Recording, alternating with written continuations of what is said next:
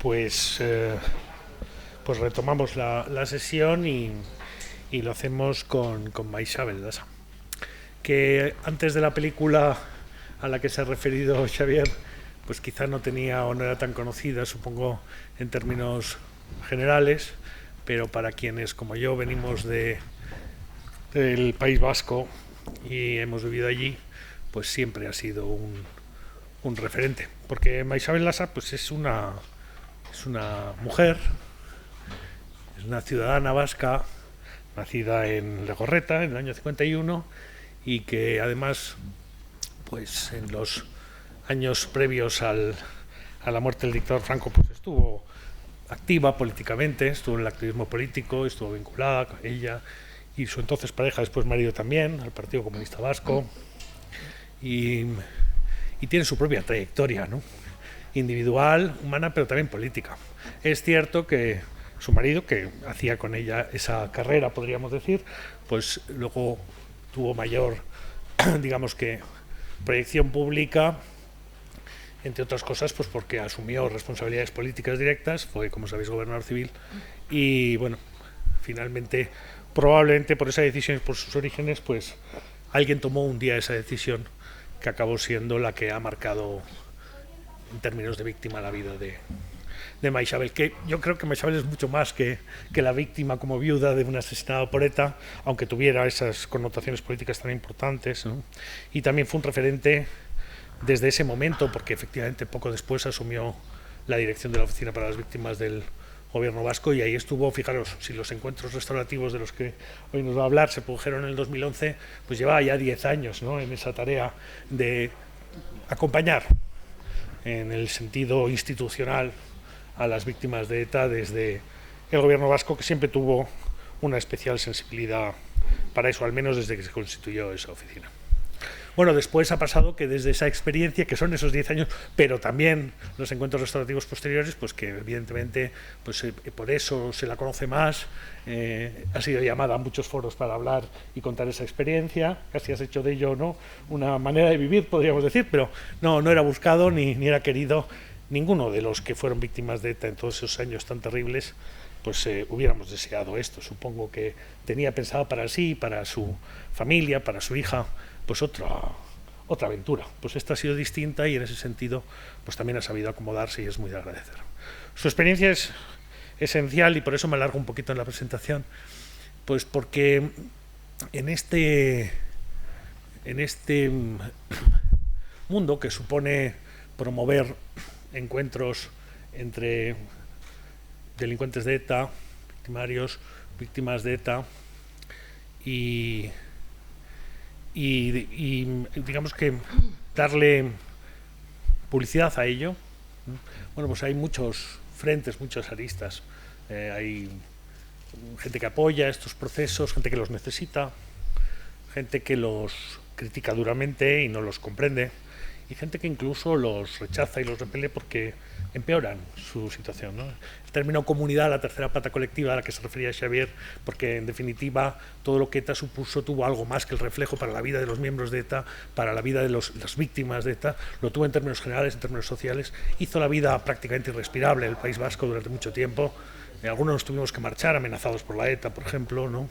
Y bueno, pues hizo sentir que pesaba un ambiente de ruindad en la sociedad vasca, ¿no? Y todavía hará muy complejo, yo creo, que salir de aquello, de esa situación que se creó a propósito de esto. ¿Por qué Maixabel Lasa es en ese sentido emblemática? Porque, caramba, por las razones que fuera que afrontara ella la necesidad o vio con buenos ojos al realizar esos encuentros, con independencia de lo positivo que para ellos pudiera llegar a ser, que nos contará, incluso las cosas negativas, si es que también las hubo, ella tuvo que enfrentarse a su propio mundo social.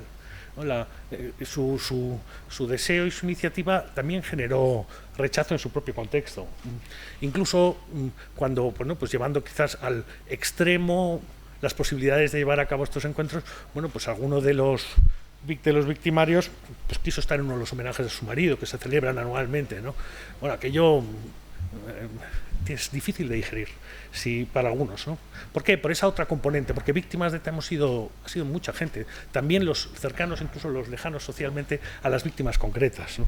Porque el mundo de amenaza que se vivía en el País Vasco durante tantos años, pues es algo que, en fin, modula y cambia completamente las posibilidades de vida de la gente. En ese sentido, ella es casi ariete, porque nos pone a todos y nos confronta a vernos si realmente somos capaces también de superar desde nuestro propio esfuerzo esa fase y hacer comprender a los que no lo entienden inicialmente. Y ese es, sin duda, a mi juicio, entre otros muchos, el papel más relevante que ella representa en términos carismáticos, en términos personales. De manera que creo que es un lujo poder contar de primera mano con su experiencia y no digo nada más, os dejo con ella. Gracias.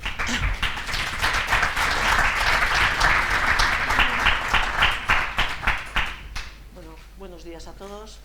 Gracias por la invitación a venir aquí. ¿Se oye? ¿No se oye?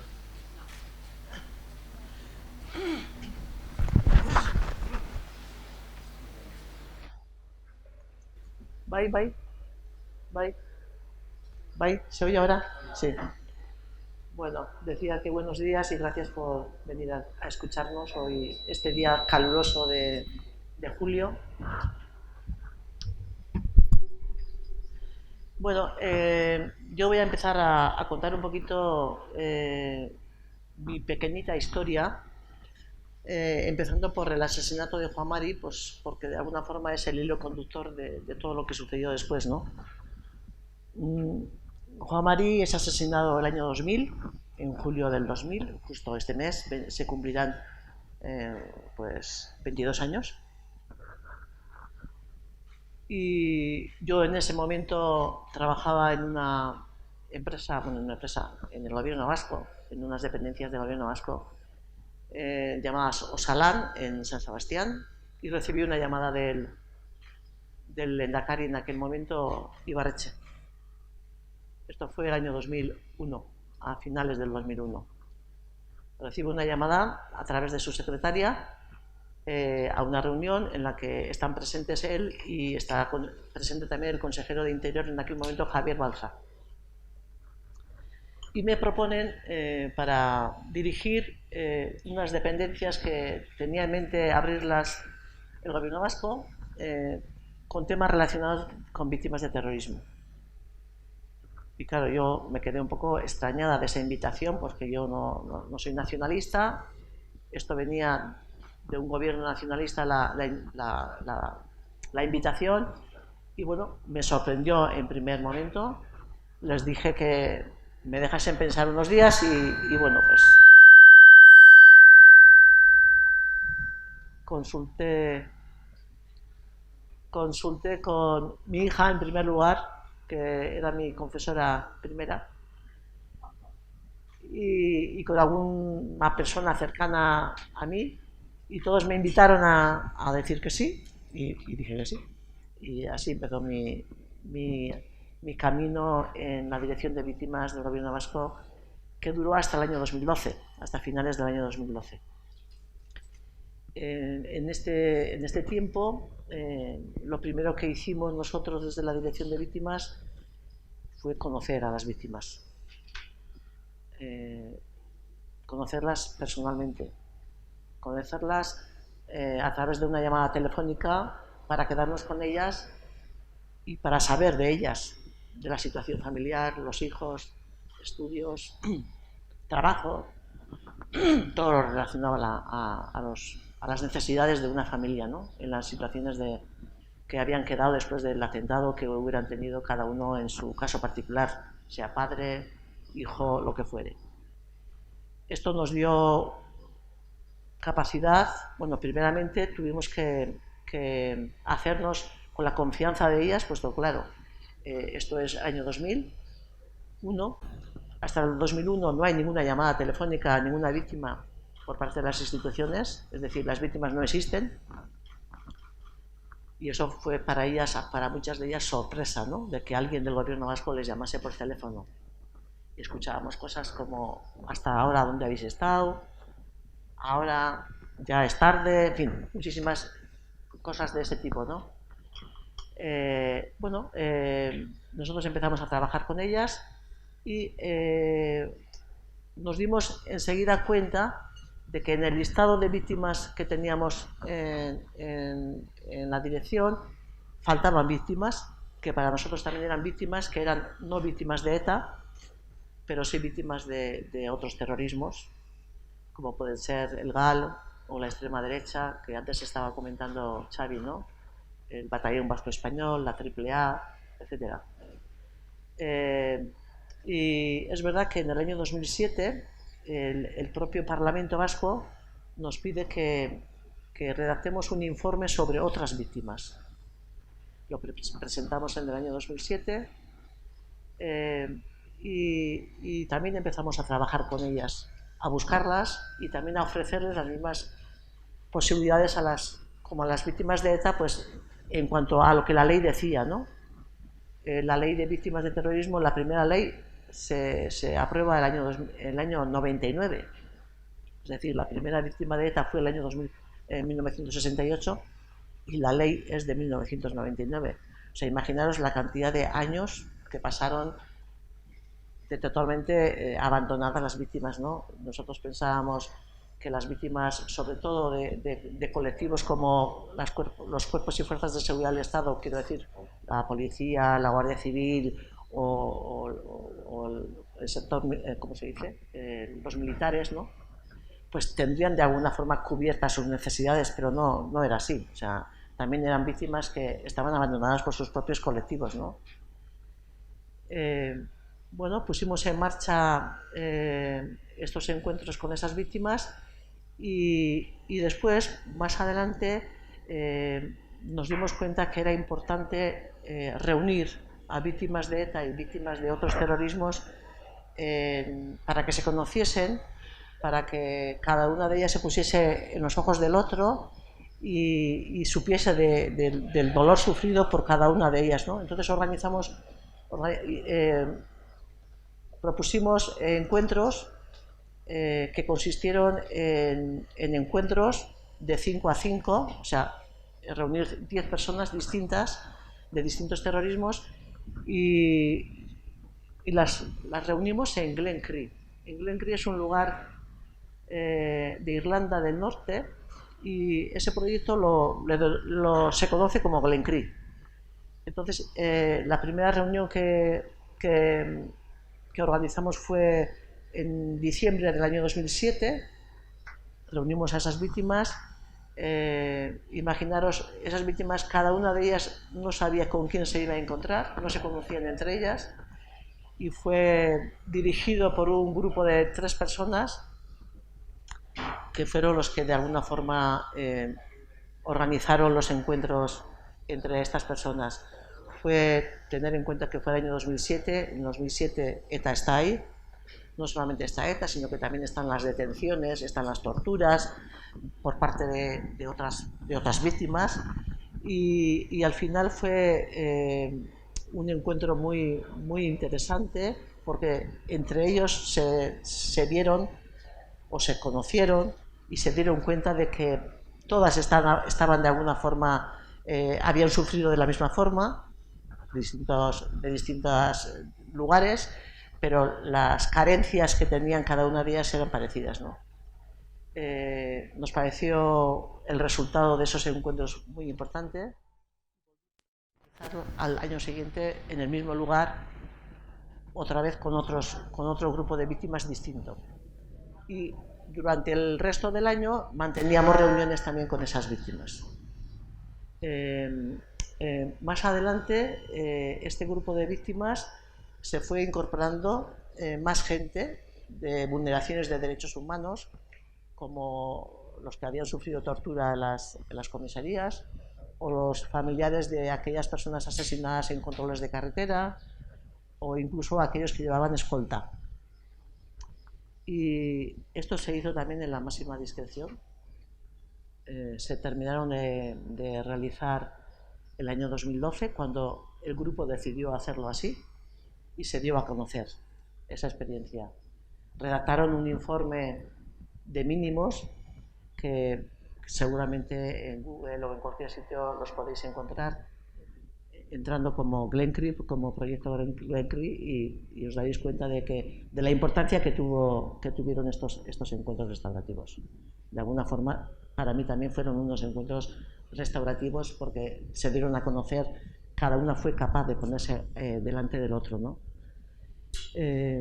Más adelante, o entre medias, también pusimos en marcha otro proyecto que era el de las víctimas educadoras.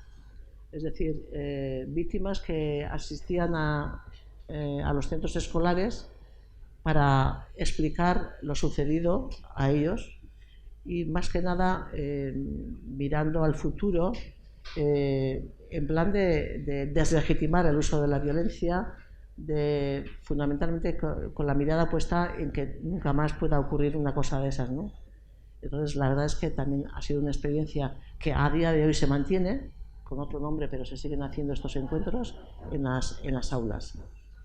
Y finalmente, yo creo que el último gran proyecto que pusimos en marcha fue el de los encuentros restaurativos, que nos viene a nosotros la petición por parte de un miembro de un victimario, que como necesitaba encontrarse con víctimas, ¿no? Y es cuando, no me voy a extender en la verdad es que fueron un cúmulo de casualidades. En aquel momento que existía, bueno, que el gobierno central estaba el Partido Socialista, en el gobierno vasco también gobernaba el Partido Socialista, que la directora de prisiones era Mercedes Gallizo, que pues, Xavi Echevarría pues era conocido amigo de Chema Urquijo, que era uno de los asesores que estaba trabajando en la Dirección de Víctimas, y por supuesto también que para él era conocida Esther, ¿no? Todo eso se puso en marcha y a mí me viene la petición de Luis Carrasco en este caso, y bueno, pues después de tener aquellos encuentros privados con Esther, y ella cuando vio que ese encuentro se podía realizar, es cuando se puso en marcha el encuentro, ¿no? Nosotros las dos fuimos a Nanclares, era el 26 de febrero, hoy de 26 de mayo del 2011.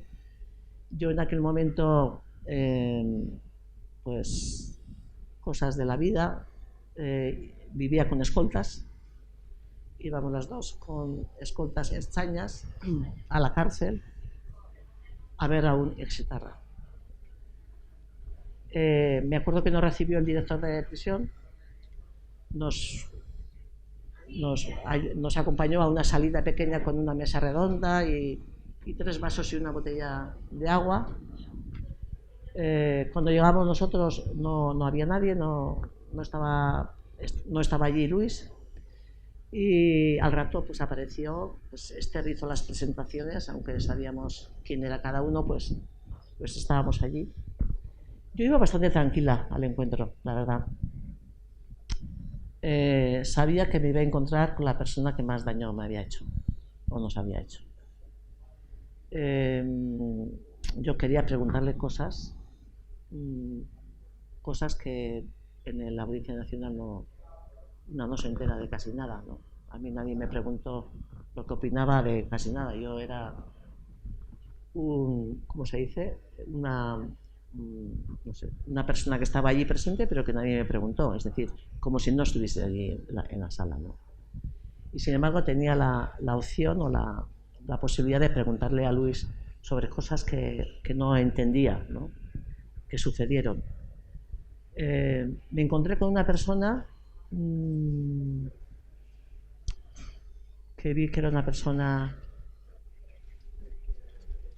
con la autoestima por los suelos. También me di cuenta de que de Juan Mari no sabía nada. No sabían, solamente sabían que había sido gobernador civil de Guipúzcoa, eso sí, pero no sabían que efectivamente Juan Mari perteneció a ETA en los primeros años, en esa ETA cultural que antes se refería a esto Xavi. Claro, en el año Juan Mari estuvo detenido por participar, él estaba estudiando sociología en Bilbo, y fue detenido en aquellas movilizaciones que se organizaron con el proceso de Burgos. Y fue la universidad, pues yo creo que de donde surgieron las movilizaciones en aquel momento, ¿no? Y él fue detenido en esas movilizaciones y pasó las navidades del año 70, creo que eran, en la cárcel. Allí conoció a gente como, bueno, militantes del Partido Socialista, del Partido Comunista, de comisiones obreras, de la UGT, gente como David Morín, Tomás Tueros, en fin, incluso Carlos Alonso Zaldívar, personas que estaban cumpliendo condena simplemente del movimiento obrero en aquel momento, ¿no? Totalmente distinto a lo que era ETA, ¿no? Y él salió de la cárcel un poco, pues eso, ya cambiado, ¿no? De alguna forma él estaba, como os decía, en ese momento en ETA, y a partir de ahí, pues tanto él como yo, pues nos incorporamos al Partido Comunista de Euskadi y tuvimos una trayectoria política bastante a la par los dos, él siempre con más responsabilidades, pero bueno, de esto no sabía nada Luis, por supuesto.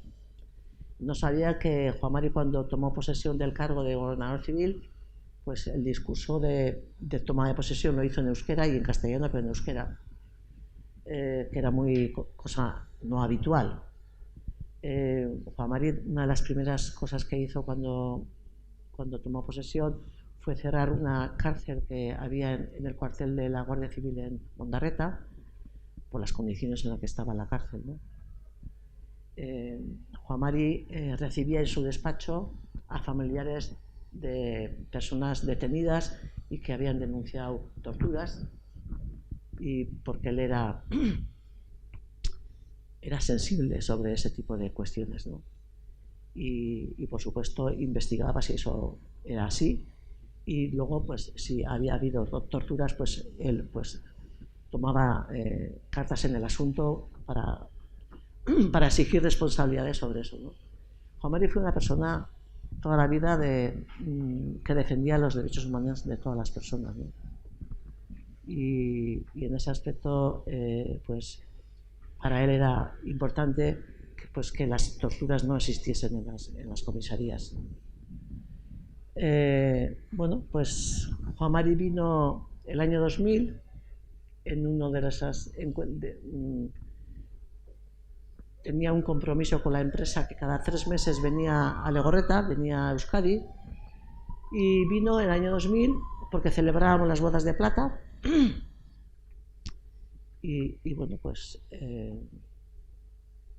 no tuvo la opción, bueno, celebramos las bodas de plata, pero no tuvo la opción de volver otra vez a Chile, pues puesto que alguien decidió que había que matarlo, ¿no? Según el sumario, ellos intentaron matarle 2 veces antes también. No lo hicieron por cuestiones técnicas, por lo que se ve. También les pregunté sobre esto porque eso lo había leído en el sumario y sí que me explicaron que hay un momento en el que no pudieron hacerlo y desistieron, pero ese día, el 29 de julio, pues tuvieron la opción y le mataron. Seguramente Juan Mari, si le hubieran dado esa segunda oportunidad que yo ahora les doy a ellos y les hubiera dejado hablar, pues igual les convencería de que no tenían que hacer eso, de no que tenían que matarle, pero no tuvo esa oportunidad. Pues así transcurrió el tiempo que estuve con Luis, las 3 horas más o menos que estuvimos hablando. Como os decía, él una y otra vez me decía que era una persona mala, que no había nada bueno en él, hasta que al final le tuve que decir, bueno, pues yo si pensase de esa forma, seguramente ahora mismo no estaría aquí contigo, ¿no? Yo creo que sé que has hecho todo el daño que fuiste capaz de hacer en aquel momento, pero ahora entiendo que estás en otra situación.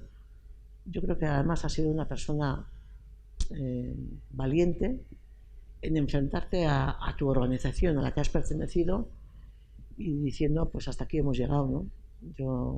Has reconocido el daño causado Y eso ha supuesto para ti de que tu estatus ante ellos perdón, haya cambiado, ¿no? Tú ahora mismo eres un traidor a los ojos de los que eran hasta ahora tus amigos, no solamente tú en calidad como Luis, pero incluso esto ha supuesto para tu familia pues que ha sido rechazada en los entornos donde antes ella era considerada como la madre de. Y por eso pues entiendo que eres una persona valiente. Yo creo que fue en el único momento en que le vi reír o sonreír. También le dije que aquello de que lo sentía mucho, pero que prefería ser la viuda de Juan María a ser su madre, ¿no? Yo creo que esto también le afectó a él mucho, se quedó así impactado.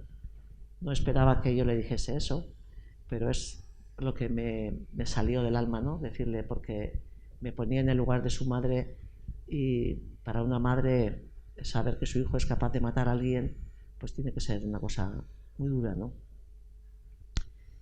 Bueno, la cuestión es que terminó la entrevista con él. Le ofrecí la posibilidad de que en otro momento, cuando tuviese algún permiso, la posibilidad de estar juntos, de tomar un café. Creo que le remití un libro a través de Xavi, un libro de Vicente Carrión, que ahora mismo no me acuerdo el título, pero era sobre un miembro de ETA, que cómo le transmite a su hijo quién es y le intenta convencer para que él no siga el mismo camino de él, ¿no?, que había tomado él.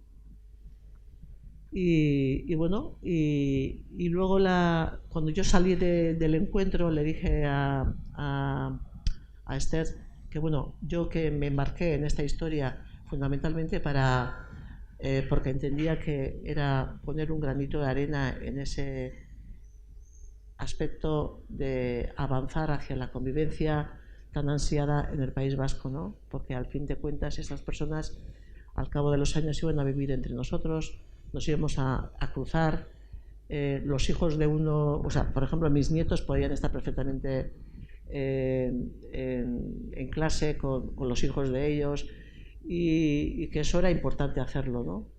Pero me di cuenta que también a nivel personal a mí me vino bien, es decir, me afectó, porque sentí que el saber que la persona esta que había matado había sido capaz de matar a Juan Mari, y que ahora mismo no era la misma persona del año 2000, sino que era otra persona totalmente distinta, ¿no?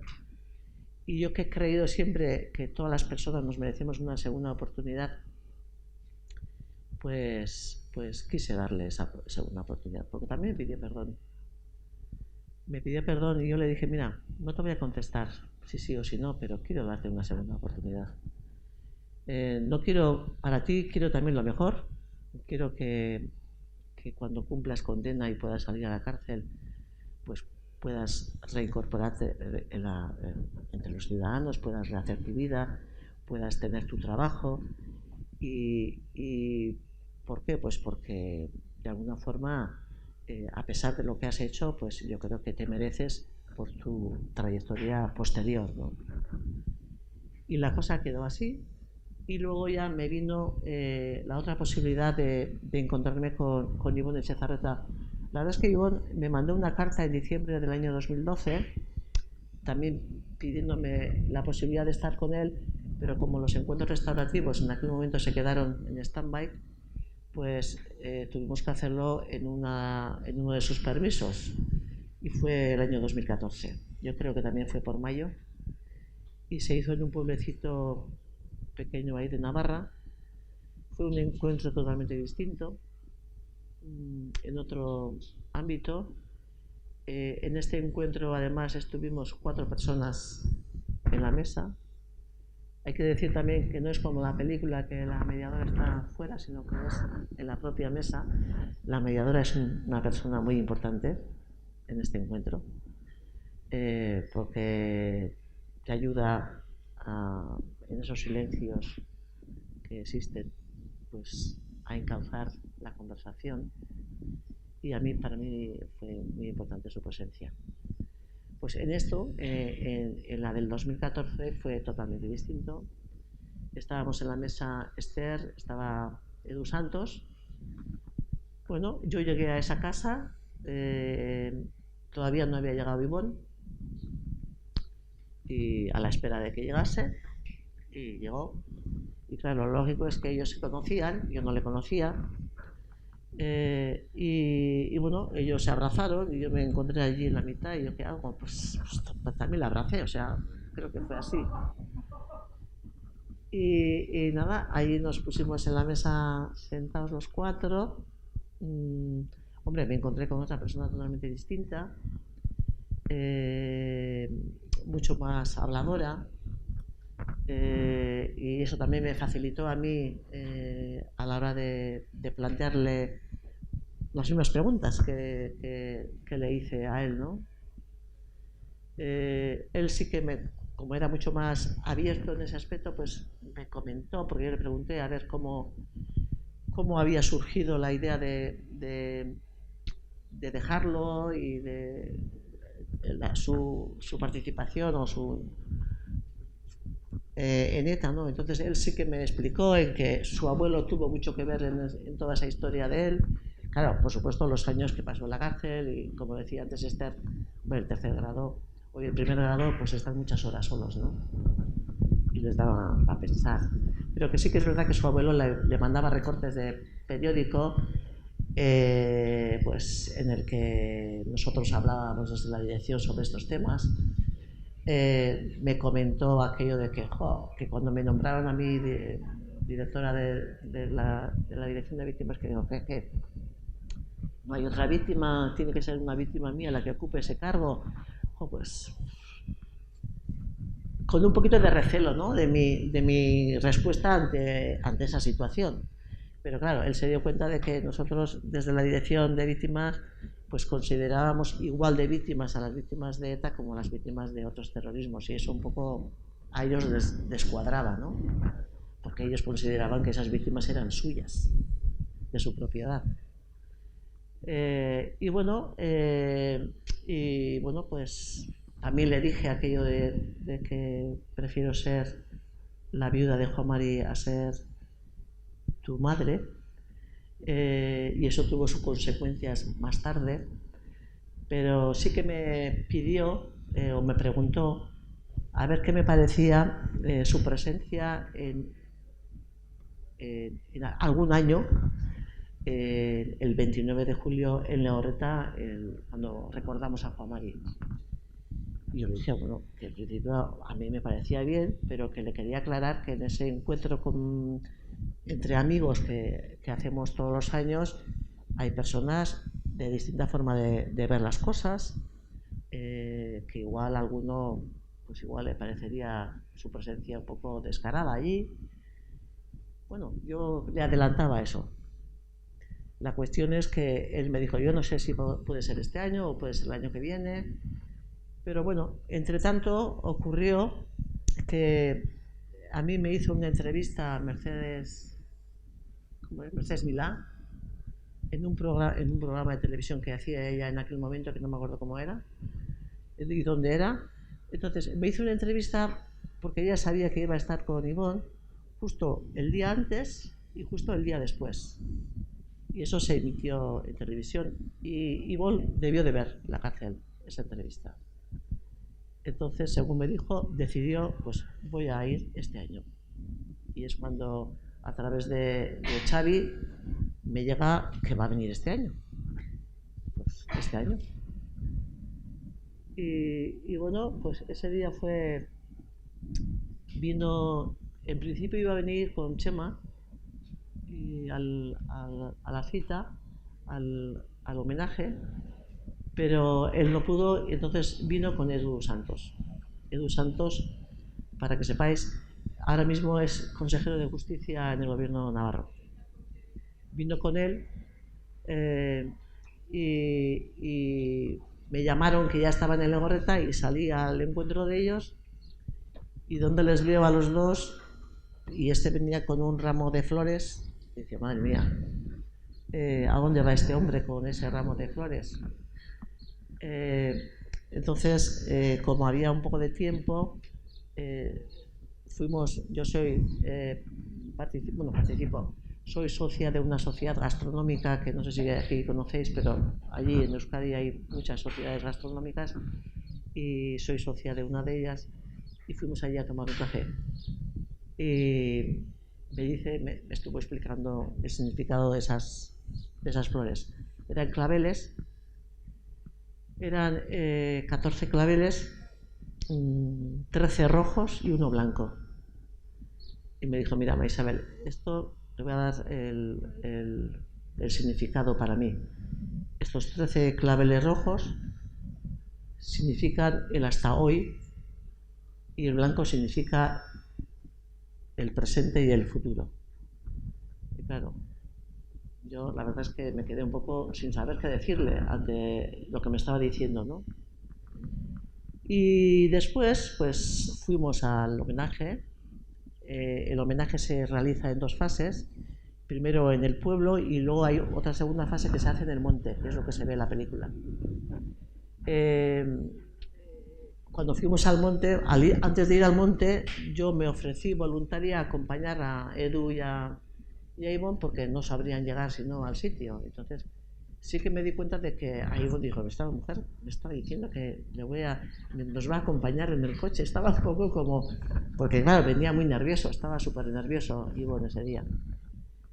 Y así fue, fui con ellos y cuando llegamos al sitio, que es como en la película, hay una cuesta hacia abajo y ya mucha de la gente que participa ya estaba allí, in situ, y claro, yo les tuve que explicar quién era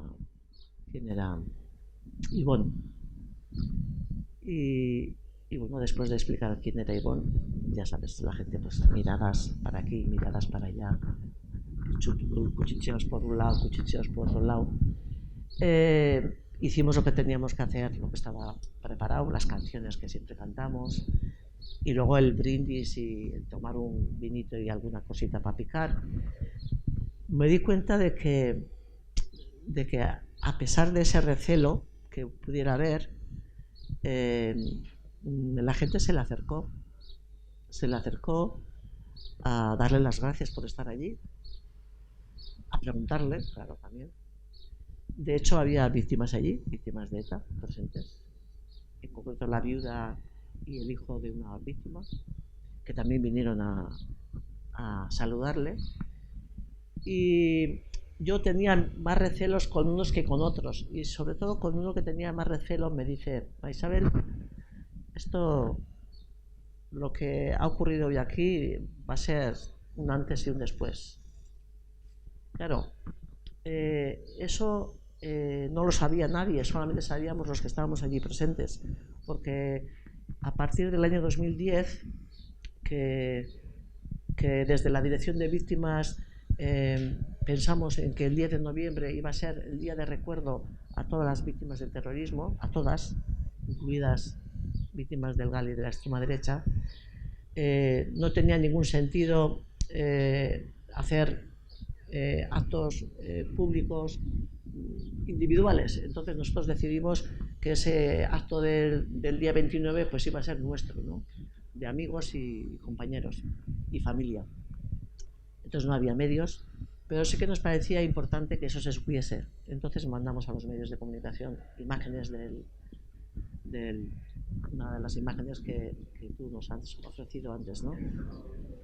Y después, posterior, pues yo con Ivonne pues he estado muchas veces hemos compartido espacios, incluso hemos compartido un documental, un par de documentales, una que habla del fin de ETA, que yo creo que es de, ¿cómo se llama este? Sí, de Sistiaga también, pero una anterior que fundamentalmente aparecen Rubalcaba, Eguiguren, Jesús, aparezco yo y aparece él, aparece Ivonne, y este periodista, ¿cómo se llama? Es que la memoria a veces nos juega, bueno, pero después fue la de Sistiaga, y pues hemos estado en muchos sitios juntos. Y al tiempo, pues igual al año y medio, una de las veces que nos encontramos, me dice Ivonne, ¿te acuerdas de aquello que me dijiste que prefería ser la madre o la viuda de Juan Mari a ser mi madre? Pues yo le he dado muchas vueltas a esto y quería decirte una cosa. Yo ahora mismo prefería ser Juan Mari a ser Ivonne. Pues es otro momento que a mí me dejó así un poco traspuesta, ¿no? Es verdad que surge un vínculo, ¿no?, entre víctima y victimario, como decía antes Esther, casi invisible, pero que se va a mantener en el tiempo y que se mantiene en el tiempo. Quiero decir con esto que hasta que alguno de nosotros desaparezca, ese vínculo va a estar ahí. Yo a estas dos personas no les conocía para nada, porque nunca tuve la oportunidad de verlos, ni en los medios de comunicación, ni incluso en la Audiencia Nacional, porque, como bien alguien de los dos comentaba, a mí me llamaron como testigo de nada, porque yo no vi nada de lo que sucedió, pero sí que me habían llamado como testigo. Entonces, cuando dijeron que yo iba a entrar a la sala, pues estos empezaron a hacer ruido como hacen casi siempre y fueron, pues eso, les sacaron de la sala y no les pude ver, ¿no? Y existe eso, o sea, ahí surge ese vínculo y al final, así como me acuerdo todos los días de Juan Mari, porque es inevitable, y cuando participo en estos encuentros con personas como vosotros, con jóvenes y no tan jóvenes, pues yo siempre le tengo ahí a Juan Mari presente, ¿no? Porque Juan Mari era una persona, no sé si os he dicho antes, pero muy dialogante, era una persona que creía en los puentes, que era defensor de crear construir esos puentes entre distintos, porque la verdad es que los conflictos, si no se habla, si no se dialoga, no se arreglan nunca, ¿no? A cualquiera puede pensar que un conflicto mucho menor que este, por supuesto, de cualquier tipo, pues no se arreglan si no hay, pues, diálogo, ¿no? Y no sé, yo con esto yo creo que termino y así doy opción a que luego en la mesa redonda o cuadrada pues podamos... Les digo que me llamo Arturo.